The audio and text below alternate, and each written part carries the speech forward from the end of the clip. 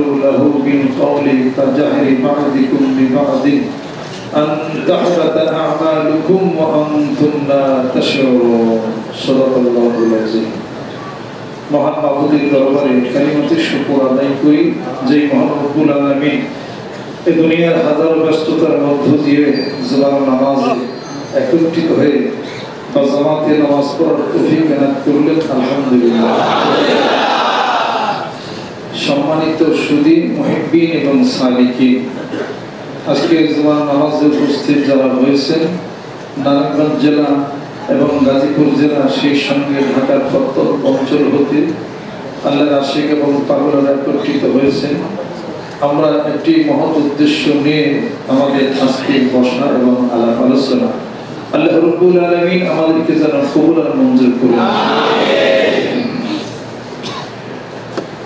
আপনাকে আমাকে প্রথমে জেনে নিতে হবে যে আমি মুসলমান হইলাম কেন, আমার মুসলমানের অর্থ কি।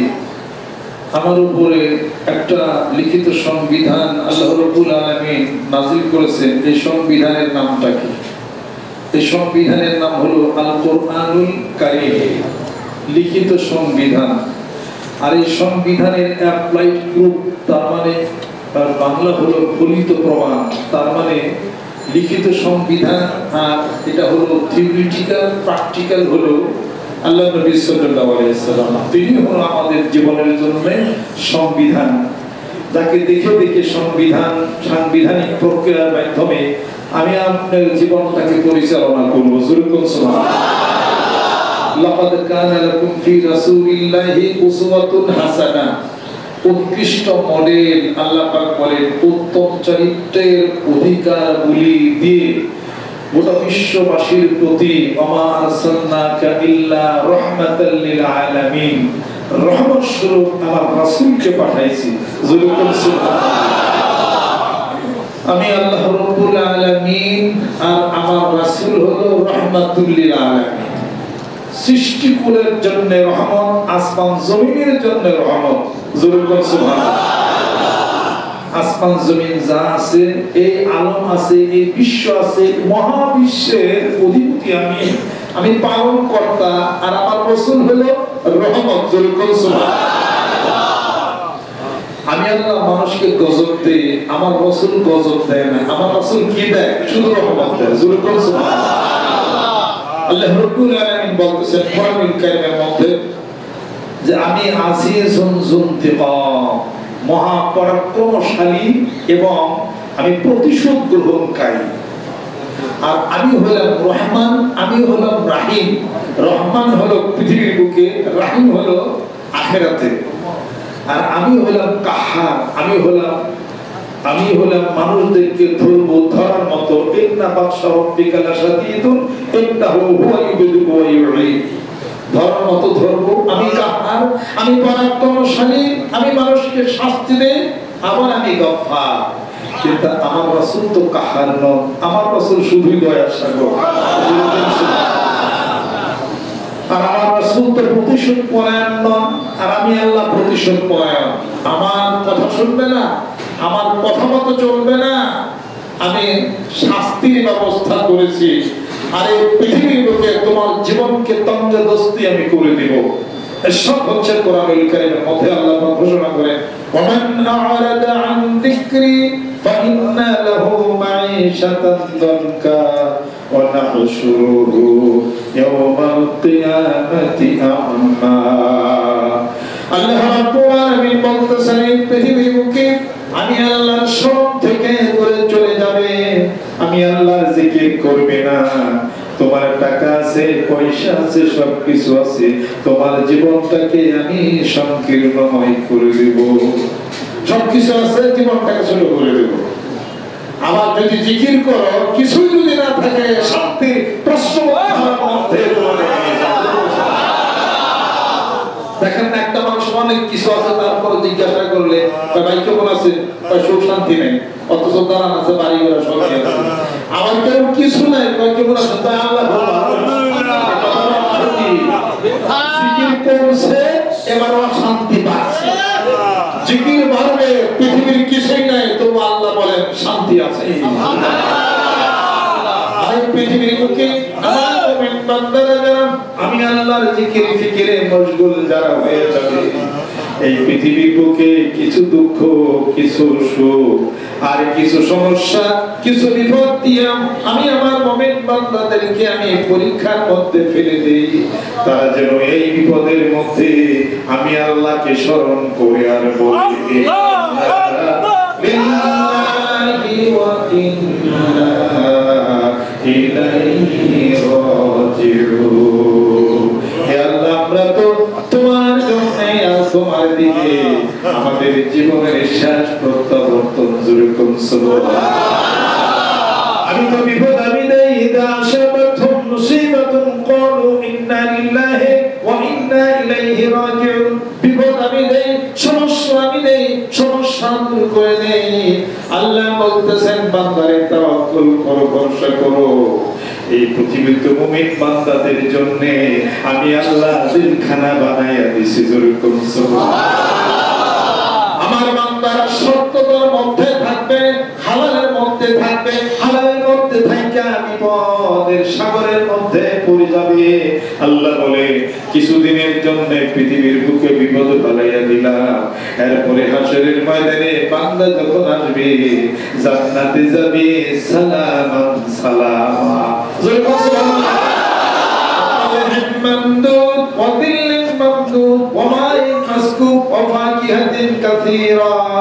আল্লাহ রাব্বুল আলামিন বলতেছেন বান্দারে একখানা দুইখানা কলা নয়, কাঁদি কাঁদি কলার ব্যবস্থা জান্নাতে করেছি। জোরে ব্যবস্থা করেছি, সুমিষ্ট পানির অমাই মাছকেও সুমিষ্ট পানির ব্যবস্থা করেছি, সুমিষ্টিত ছায়ার ব্যবস্থা করেছি। এই পৃথিবীর বুকে ক্ষণস্থায়ী জীবনের মধ্যে সামান্য কিছু দুঃখ কষ্ট ভোগ করার পরে বান্দারে আমি আল্লাহর মহা প্রশ্রবধারা জান্নাতে চলে যাবে। জোরে কোন সুবহানাল্লাহ। আর মুমিন বান্দাদের জন্য পৃথিবীর মধ্যে কিছু দুঃখ, কিছু কষ্ট, কিছু সমস্যা আল্লাহ দিয়া অতীত জীবনের সমস্ত গুনাহগুলি মাফ করে দিবেন। কোরআনুল কারীমের মধ্যে আল্লাহ পাক ইরশাদ করেন ইন্না মাআল উসরি ইউসরা। বান্দারে দুঃখের পরে সুখ তোর জন্য অপেক্ষা করতেছে। জোরে কোন সুবহানাল্লাহ। এই জন্য আমাকে আপনাকে বুঝে নিতে হবে যে এগুলো হলো, এটা হলো লিখিত সংবিধান। এই সংবিধানের লা তাবদীল, এই সংবিধানের কোনো পরিবর্তন না, কিয়ামত পর্যন্ত চলবে। আর এই সংবিধানের ধারা পরিক্রমা আপনার ব্যক্তিগত জীবনের লেনদেন, পারিবারিক, রাষ্ট্রীয় জীবন, ধর্মীয় জীবন, চলাচল, সমস্ত কিছুর গাইডলাইন লিখিত সংবিধান হলো আল কুরআনুল কারীম। সুবহানাল্লাহ। যত যাবে, সময় যত যাবে, কোরআনুল কারীমের ভাস্টের ততই বেশি বৃদ্ধি হতে থাকবে। এর বর্ণনা, এটার বর্ণনা লিখে কখনোই শেষ করা যাবে না। যদিও গোটা বিশ্ব পৃথিবীর সমস্ত বৃক্ষ তরুণতাগুলো যদি কলম হয় আর সাগরের পানিগুলো যদি কালি হয়ে যায়, আল্লাহ বলে আমার কালামের ব্যাখ্যা লিখে শেষ করতে পারবে না। পৃথিবীর কোরআনুল কারীম ছাড়া অন্য কোনো সাংবিধানিক, অন্য কোন লিখিত সংবিধানের মধ্যে কি আছে?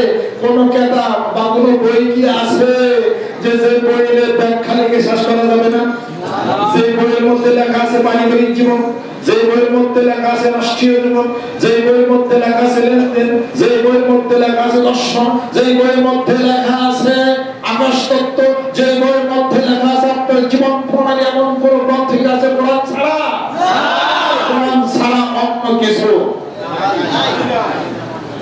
কোরআন ছাড়া অন্য কিছু মানি না, মানব না। কোরআন ছাড়া অন্য কিছু মানি না। আল কোরআন আল হাদিস এটা বুঝতে হবে। অর্থাৎ কোরআনুল কারীমের সামনে কোন বই কিতাব গ্রন্থ কেউ আসতে পারে না। এটা সব আউটডেটেড। এগুলোর পরিবর্তন হচ্ছে। দেখেন না পত্রিকার মধ্যে দেখেন সংশোধনী বিল, অর্থ কি? তার মানে এবার সংশোধনে অমুকটা ভুল হয়ে গেছে, এবার সংশোধন করতে হবে। সংসদে এই আইন তৈরি ঠিক না, একটা ভুল হয় আবার নতুন আবার একটা সংশোধন হয়। আল্লাহকে 2000 সাল পর্যন্ত কোরআন নাযিলের পরে কোন ভুল টুল কোনটা ব্যাখ্যা ফিরা কোরআন সংশোধনে আসেনি। আল্লাহ বলে এবং লিখিত সংবিধান আমি আল্লাহ মানুষ বানাইছি, জমিন বানাইছি, আমার এই লিখিত সংবিধানে কোনো পরিবর্তন নাই, ভুলও ধরতে পারবি না। চ্যালেঞ্জ করে দিয়েছেন আল্লাহ পাক কোরআনুল কারীমের মধ্যে, وإن كنتم في ريب مما نزلنا على عبدنا فأتوا بسورة بمثله وادعوا شهداءكم من دون الله إن كنتم صادقين। আমার বান্দা আমার রাসূলের উপরে নাযিল করছি, যদি সন্দেহ হয় এরকম কোরআনুল কারীম থেকে দুই একটা সূরা রচনা করে দেখাও, বিশ্ববাসী পারনি পাশে কত সাহিত্যিক খুঁজে গেছে। আরবের সবচেয়ে প্রখ্যাত একজন সাহিত্যিক, তার নাম হলো লাবিদ ইবনে আব্রাস। আমি কোরআনুল কারীমের মধ্যে একটা সূরা থেকে আমি কিছু বানিয়ে দেখাই, তুমি পারো। ও চ্যালেঞ্জে নামলো, আল্লাহর নাম চ্যালেঞ্জে দিই কত পারো। সূরা কাউসারের শেষে থেকে কিছু বানাইলো আর কি, ইন্না আ'তাইনাকাল কাউসার ফাসাল্লি লিরাব্বিকা ওয়ানহার ইন্না শানিআকা হুয়াল আবতার। এর উল্লেখের পিছে লাইসা হাযা কালামুল লিল বাশার, তারপর কইলে বলে কয় যে লাইসা হাযা কালামুল লিল বাশার। সূরা কাউসারের শেষে লিখছে এটা মানব রচিত কোনো কথা না, লেখা আমি বললাম তারপরে কইবে আল্লাহ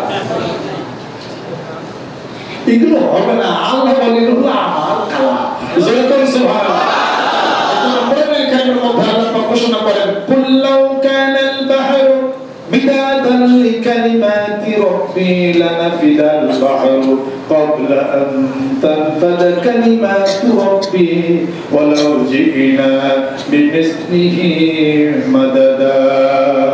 আল্লাহ রাব্বুল আলামিন বলতেছেন, আমার বন্ধু আপনি গোটা বিশ্ববাসীদেরকে আপনি জানিয়ে দেন এই সাত সমুদ্রের সমস্ত পানিগুলি যদি কালি হয়ে যায়, অসংখ্য বৃক্ষ তরুলতাগুলি যদি কলম হয়ে যায়, আমার কালামের ব্যাখ্যা আমার কুদরতের ব্যাখ্যা লেখা যদি আরম্ভ করে, অসংখ্য বৃক্ষ তরুলতাগুলি নিঃশেষ হয়ে যাবে আর এই সমুদ্রের পানিগুলি নিঃশেষ হয়ে যাবে, আমার কালামের ব্যাখ্যা লিখে শেষ করা যাবে না। কোরআনুল কারীম সংবিধান বলায় বাড়তে কি সমস্যা আছে? অনুযায়ী নিজের জীবন প্রণালী করতে কি সমস্যা আছে? আরে কোরআনুল কারীম নাযিল হয়েছে যার উপরে, তিনি হলেন আমাদের চাক্ষুর প্র্যাকটিক্যাল হলো সংবিধান মুহাম্মদ মুস্তাফা সাল্লাল্লাহু আলাইহি সাল্লামকে স্মরণ করি না, তার জীবন প্রণালী বয়ান বক্তৃতার মঞ্চের টেবিলের মধ্যে আমরা করি না। আমরা বলি এমন নেতার কথা, যে নেতার ঘুম ভাঙে বেলা ৯টার সময় আর চোখে থাকে কেতর আর মুখে থাকে বসা লালা, কথা খেয়াল করছে, আর থাকে বিড়ির গন্ধ। এই নেতার অতিষ্ঠ সমাজের মুখে প্রতিষ্ঠার জন্য চেষ্টার মধ্যে নামছি। আর এমন নেতা যার কথা আল্লাহ পাক বললেন যে আমি যাকে নেতৃত্ব দিয়েছি গোটা বিশ্ব পৃথিবীর মানুষের নেতৃত্ব দেবে, মাসের নেতৃত্ব দেবে, গোটা বিশ্ববাসীর নেতৃত্ব দিয়ে দিবেন, তিনি হলেন আমার বন্ধু। আর আমি আল্লাহ সাক্ষ্য প্রদান করতেছি, ওমা ইয়ানতিকু আনিল হাওয়া ইন হুয়া ইল্লা ওয়াহয়ুহা। আল্লাহ রাব্বুল আলামিন বলতেছেন, আমি আল্লাহর পক্ষ থেকে এই পৃথিবীর মুখে এমন নেতাকে নেতৃত্ব দেওয়ার জন্য পাঠাই না যে নেতা হলো তোমাদের মতোই মানুষ, সে মিথ্যা বলে না, প্রবঞ্চনা করে না, আমি আল্লাহর পক্ষ থেকে কিছু বানাইয়া তোমাদের কাছে বলে না, বরং আমি আল্লাহ যা বলে থাকি আমি আল্লাহর কুদরতের সে আরশে আজিম থেকে আমি আল্লাহর পক্ষ থেকে ওহী ঐশীবাণী আমার রাসূলের কলবের মধ্যে আমি ঢেলে দেই, আর পুত পবিত্র জিবরাইল ফেরেশতা দিয়া আমি আল্লাহ কথাগুলি আমার বন্ধুর কাছে পৌঁছায়া দিই। আল্লাহ রাব্বুল আলামিন কোরআন শরীফের শেষের দিকে ধমক দিয়ে বলতেছেন, ও নবী বন্ধু সাবধান হয়ে যান, লাউ তাকাব্বাল আলাইনা বাদাল আকাবির লাখাযনাহু বিল ইয়ামিন সুম্মা লাকাতানা মিনহুল ওয়াতিন। আল্লাহ রাব্বুল আলামিন বলতেছেন, আমার নবী আমার বন্ধু নিজ রচনা করে কিছু যদি চালায় দেওয়ার ব্যবস্থা করত আমার অনুমতি ছাড়া, আমার ছাড়া, আমি আল্লাহ আমার হাত তার শ্বাস নালীটাকে আমি কেটে ফেলতাম। এরকম ধমক দেয় আল্লাহ পাক বলেন। অতএব আল্লাহ নবী আল্লাহ রাসূল যা বলেন সব কিছু আল্লাহ বলেন আমার পক্ষ থেকে ঐশী বানিয়ে আকার বানিয়ে। এটা হলো রেভেল নলেজ। এই রেভেল নলেজের মধ্যে কোনো চলি নাই, কোনো ড্রব্যাক নাই। আর মানব রচিত সমস্ত ডিরাইভ নলেজ যা আছে, মানব রচিত সংগৃহীত জ্ঞানের মধ্যে আছে ফুল থিওরি আছে। এখন থেকে কত শত বছর আগে নিকোলাস কোপারনিকাস, ডাক্তার নিকোলাস যা বললেন, পিথাগোরাস যা বললেন, এগুলো সব কিছু উল্টায় গেল। পিথাগোরাস বললেন সূর্য স্থির, পৃথিবী ঘুরে। আবার বলতেছে না পৃথিবী স্থির, সূর্য ঘুরে। এক বিজ্ঞানী একটা বলে, আরেক বিজ্ঞানী আরেকটা উল্টায়া দেয়। আবার বলতেছে এই গ্রহ উপগ্রহগুলি যা ঘুরে সাইক্লিক অর্ডার ঠিক রাখে, কেন একটার সাথে আরেকটার আকর্ষণ। বিজ্ঞানী নিউটন বলতেছে এগুলো তো সূর্যের আকর্ষণের কারণে জন্যই ঘুরে। বিজ্ঞানী আইনস্টাইন এসে বলে ও বিজ্ঞানী নিউটন, সূর্যের আকর্ষণ কাজ করে না, এরা কাজ করে হলো নিজেদের সুবিধার কারণের জন্যই ঘুরছে। আল্লাহ রাব্বুল আলামিন বলতেছেন নিউটন আর আইনস্টাইন সাবধান হয়ে যাও, সূর্যের মালিক তুমি না, আর হলো চাঁদের মালিক তুমি না। আমি আল্লাহ বলতেছি কুল্লুম ফি ফালাকি ইয়াসবাহুন। আমি আল্লাহর হুকুমে অনন্ত শূন্যের মধ্যে সব কিছু সন্তরণ করে জোরে করে আব্বাস আমি আল্লাহ করি জোরে করে সুবহানাল্লাহ। আপনি কোনটা আল্লাহ যা বলেন তাই জোরে করে সুবহানাল্লাহ। কোরআনুল কারীম মানতে সমস্যা আছে, হাদিস মানতে সমস্যা আছে।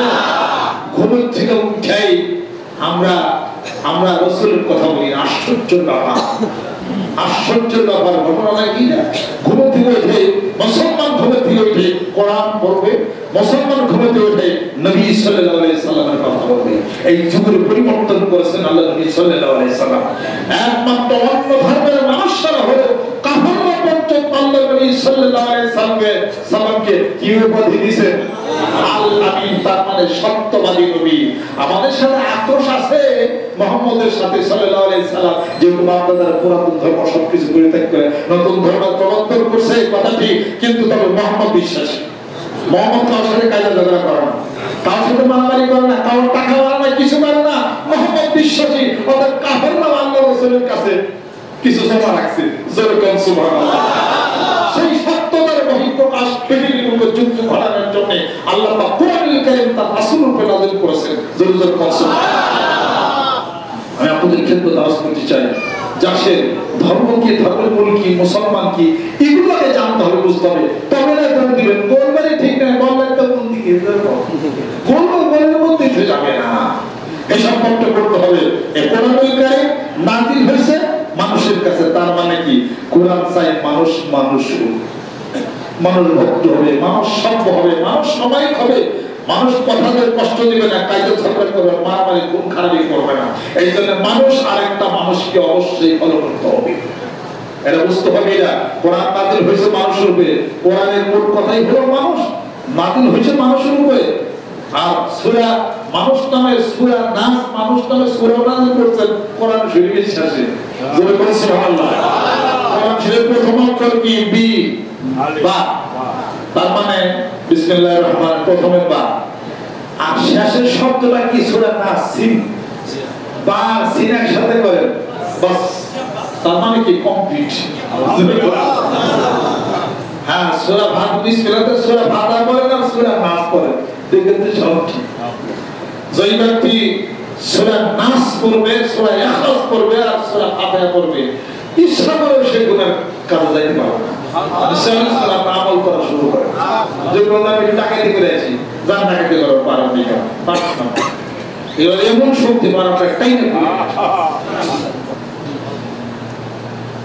ওদের ক্ষেত্রে আমার আসেন, আগে আমাকে বুঝতে হবে, জানতে হবে, আমাকে আগে জানতে হবে, হিসাব মতো মিলাইতে হবে, তুমি আমাকে দোষ দিতে হবে। কোরআনুল কারীম নবী করিম সাল্লাল্লাহু আলাইহি সাল্লাম আকায়ে নামদার তাজদার মদিনা মুহাম্মদুর রাসূলুল্লাহ সাল্লাল্লাহু আলাইহি সাল্লাম নাযিল হয়েছে মানুষের উপরে। কোরআন মানুষকে মানুষ রূপে বানানোর জন্য আল্লাহ পাক এত বছর 550 কোটি বছর পৃথিবীর বয়স, আর মানুষ আসছে পৃথিবীর বুকে 8,500 বছর আগে। এই মানুষকে ভদ্র সভ্য মারামারি কাটাকাটি থেকে দূরে সরাইতে শেষ পর্যন্ত আল্লাহ পাক তার রাসূলকে পাঠিয়ে দিলেন অত্যাচার করবে আল্লাহ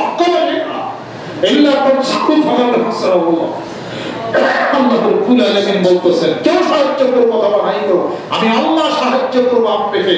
হিজরত করলেন, তায়েফবাসীরা প্রস্তুত হাতে খবর করে দিল তার দেহকে, ওদের নারী ভুড়ি চাপায় দেওয়া হলো।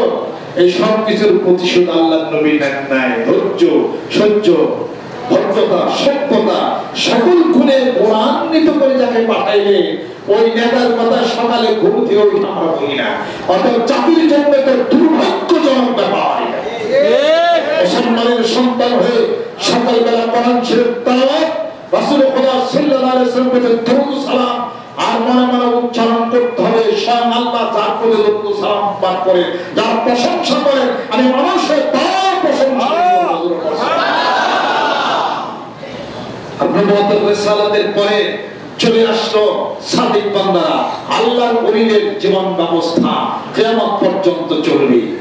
আর এই কোরআনের আলো প্রত্যেকটা তার হাতে নিয়ে গ্রামে গঞ্জে প্রত্যেকটা মহল্লায় কোরআন এবং হাদিস শরীফের আলো ছড়ানোর জন্য জান মালকে যারা কুরবান করবে, জোরে বলুন সুবহানাল্লাহ।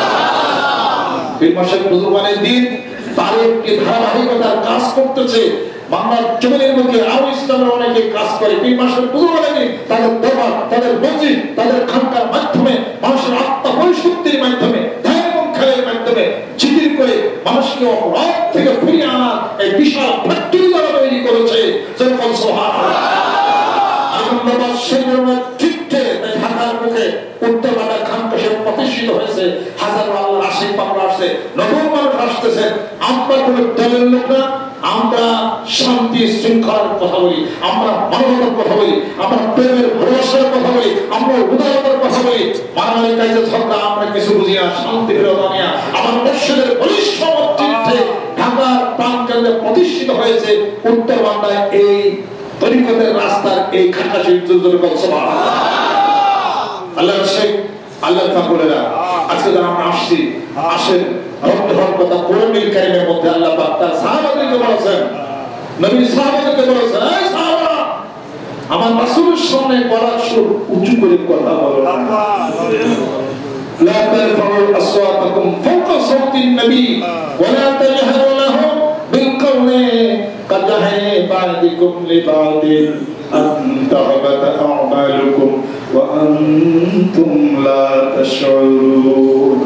আমার রাসূলের সামনে গলার স্বর উঁচু করে তোমরা কথা বলো না, যেভাবে তোমরা নিজেদের সঙ্গে জোরে জোরে কথা বলো।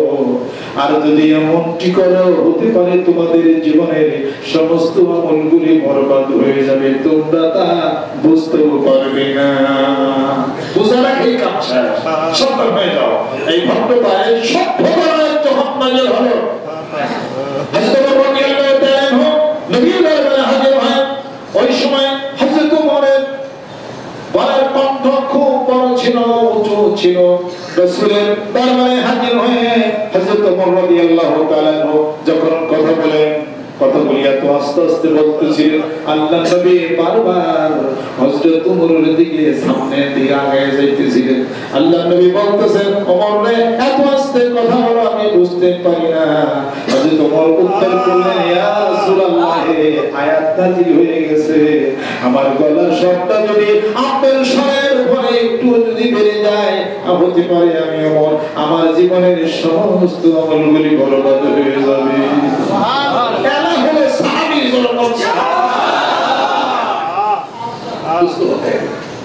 জীবনের সকল কিছু দিয়া রাসূলের মহব্বতের ভালোবাসা নিঃস্বার্থ প্রতিষ্ঠিত করেছেন। সুবহানাল্লাহ।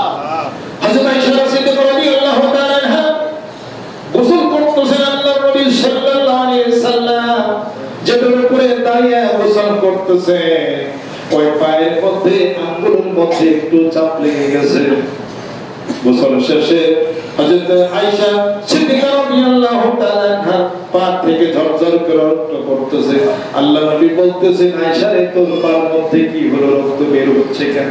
হযরত আয়েশা বলতেছেন, ইয়া রাসূলুল্লাহ, যে পাপের মধ্যে দাঁড়িয়ে গোসল করতেছিলেন, আমি গোসল করে দিতেছিলাম, ওইটা আমার পায়ের মধ্যে চাপ লেগে পাথরের আঘাতে কেটে গেল।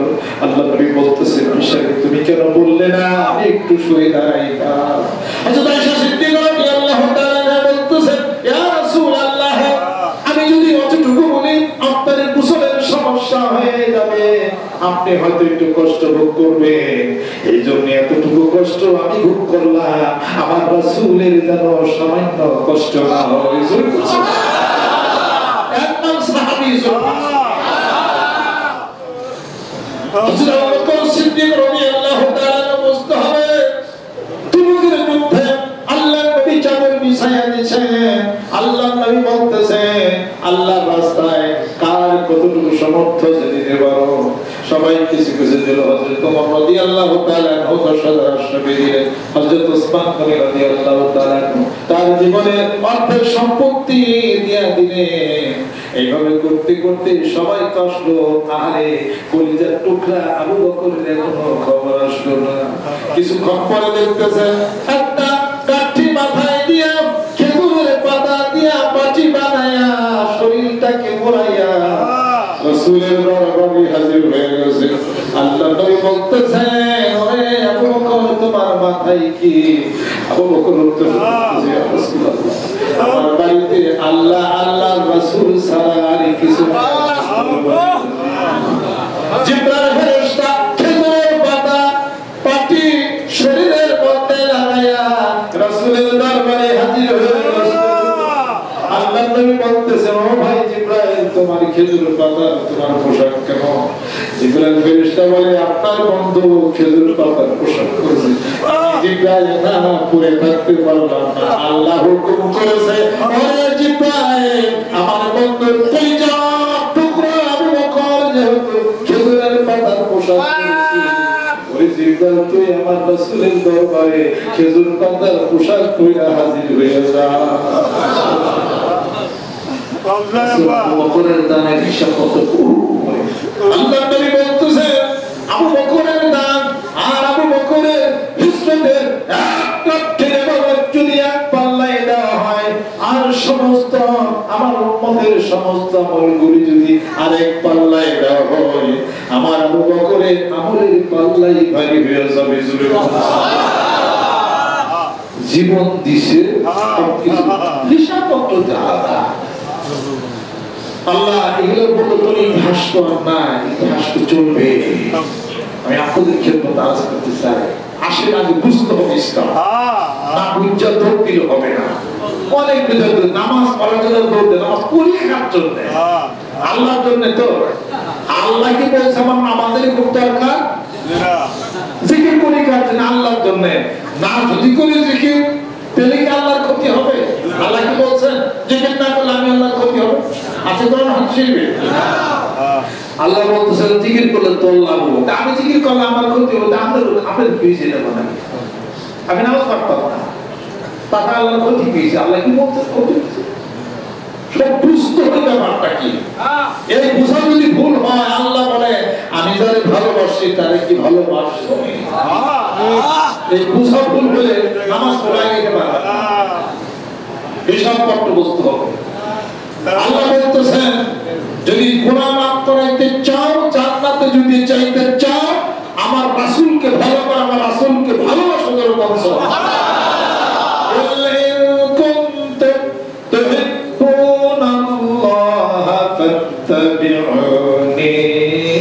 يحببكم ويغفر لكم ذنوبكم والله غفور رحيم। আল্লাহ পাক করে নবী বন্ধুকে বলে দিন, আপনি ভালোবাসবে, আপনি এতে অনুসরণ করবেন, তাহলে আমি তখন তাদেরকে ভালোবাসবো যেমন সমস্ত বরাবরই নজরে করছো। রাসূলের ভালোবাসার প্রমাণ হলো ভিতরের কাম, ক্রোধ, লোভ, মারামারি, কাটাকাটি, হানাহানি সবকিছু যখন দূর হয়ে যাবে, আর রাসূলকে ভালোবাসে যারা, তাদেরকে ভালোবাসবে, তখনই বোঝা যাবে রাসূলের পাগল হইলে। সুন্নতের তাবেদারি হবে, সুন্নত জারি হবে, আর ভিতরে মানুষটা নরম হবে, মলিন হয়ে যাবে। আল্লাহ নবী হাদিস শরীফের মধ্যে শান করেন, আল্লাহ পাক বলতেছেন, অনবী বক্তব্যে বলেন, আনা ইনদাল মুকাসসিরিন কুলুবুহুম, যার দিল অন্তর দিল আর মানুষটা নরম, আমি আল্লাহ তার বন্ধু হয়ে যাই। যেরকম সুবহানাল্লাহ, যদি বন্ধু হন, আল্লাহ যদি কোন মানুষের সাথী হন, তার জন্য জান্নাত কি বাকি থাকে? আমি আপনাদেরকে দাস করতে চাই, আসেন এই ভক্ততা, এই শব্দটা কোরআনের শিক্ষা দিয়েছে। এই জন্য সূরা হুজুরাত পড়ে, সূরা আনাম পড়েন, সূরা মাইদা পড়েন, সূরা নূর পড়েন, সূরা আহজাব পড়েন, আর সূরা কাফ পড়েন। দেখেন এগুলোর মধ্যে আলোচনা। সূরা ফাতহ পড়েন কোরআনুল কারীমের মধ্যে, এর মধ্যে সামাজিকতার গুরুত্ব, ভাই ভাইয়ের সাথে সৌহার্দ্যপূর্ণ মনোভাব, সম্মান শ্রদ্ধা, হিসাবপত্র, সামাজিক আলাপ আলোচনা কোরআনুল কারীমের মধ্যে আল্লাহ পাক উঠিত করেছেন। জোরে জোরে বলুন সুবহানাল্লাহ।